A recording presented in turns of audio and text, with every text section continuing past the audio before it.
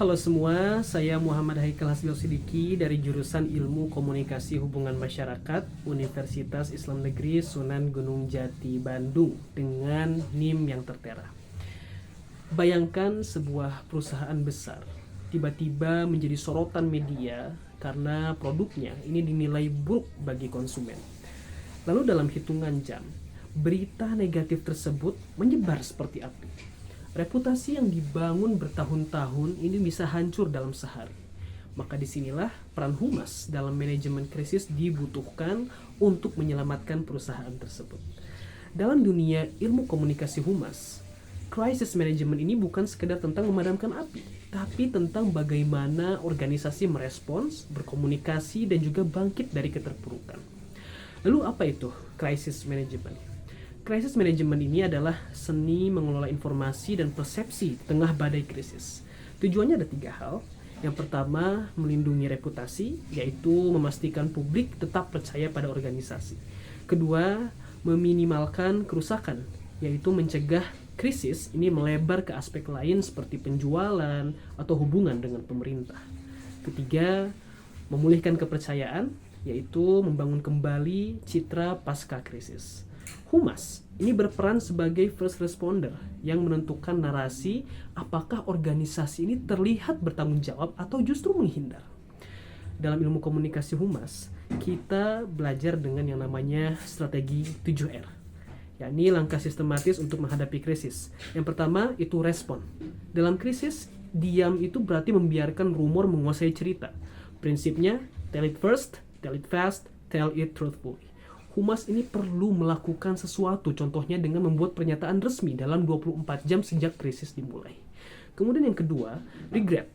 Empati ini merupakan bahasa universal, permintaan maaf yang tulus tanpa harus mengakui kesalahan langsung. Ini bisa meredakan kemarahan publik, contohnya dengan menyatakan, kami turut prihatin atas ketidaknyamanan ini dan sedang bekerja keras untuk solusi terbaik. Kemudian yang ketiga adalah resolution. Sampaikan bagaimana perusahaan menanggulangi masalah dengan cepat. Keempat, restitution. Jika perlu, sampaikan bahwa perusahaan siap melakukan ganti rugi dari peristiwa yang terjadi. Kelima, reform. Beritahu publik perbaikan apa yang akan dilakukan ke depan untuk mengantisipasi bahwa krisis tidak akan terjadi lagi. Dan yang keenam, tunjukkan responsibility, maksudnya tunjukkan tanggung jawab terutama dari leader dari perusahaan tersebut.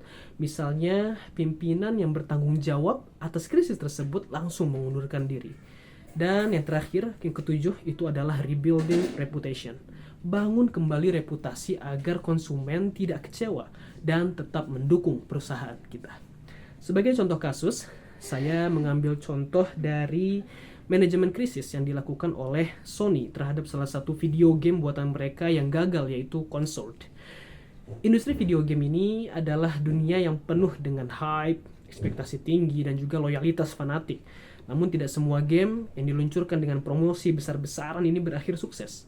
Consort adalah game FPS, tembak-tembakan, yang dikembangkan oleh Fireworks Studios dan juga dipublikasikan oleh Sony.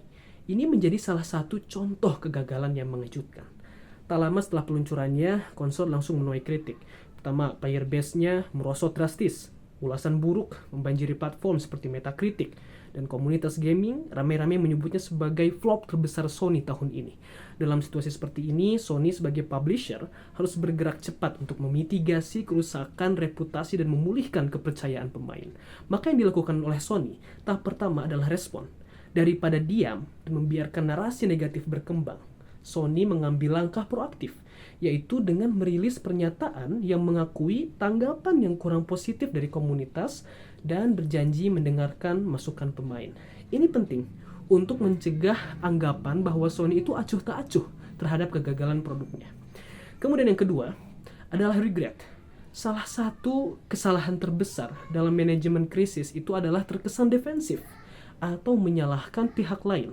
Maka di sini Sony berusaha menghindari hal ini dengan membuat permintaan maaf tidak langsung. Ketiga, resolution. Ini di sini Sony menyampaikan apa saja hal yang akan mereka lakukan untuk menyelesaikan krisis tersebut. Tahap keempat itu adalah restitution. kata-kata saja itu tidak cukup. Sony perlu tindakan nyata, yakni dengan mengembalikan uang pembelian game kepada semua pembeli, atau kita sebut refund. Hebatnya, mereka ini mengembalikan 100% uang kepada pembeli. Dan tahap kelima itu adalah reform. Sony mengatakan bahwa mereka akan memperbaiki hal-hal yang dikeluhkan oleh para pemain, di antaranya perbaikan bug atau glitch, memperbanyak konten, menstabilkan server, memperindah desain karakter, dan juga memperbaiki grafik. Tahap keenam itu adalah responsibility. Beberapa hal yang menjadi tanggung jawab Sony sebagai publisher dan Fireworks Studio itu sebagai developer, diantaranya adalah tanggung jawab kreatif, tanggung jawab teknis, dan juga komunikasi dengan komunitas dan evaluasi internal. Mereka harus lebih proaktif dalam komunikasi dan mengutamakan pemain, bukan ego kreatif.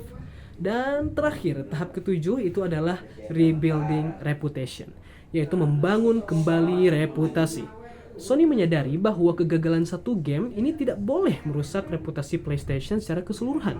Maka dari itu, mereka menguatkan brand PlayStation dengan menegaskan komitmen terhadap kualitas game. Ada beberapa pelajaran penting yang bisa dipetik dari kegagalan game konsol ini.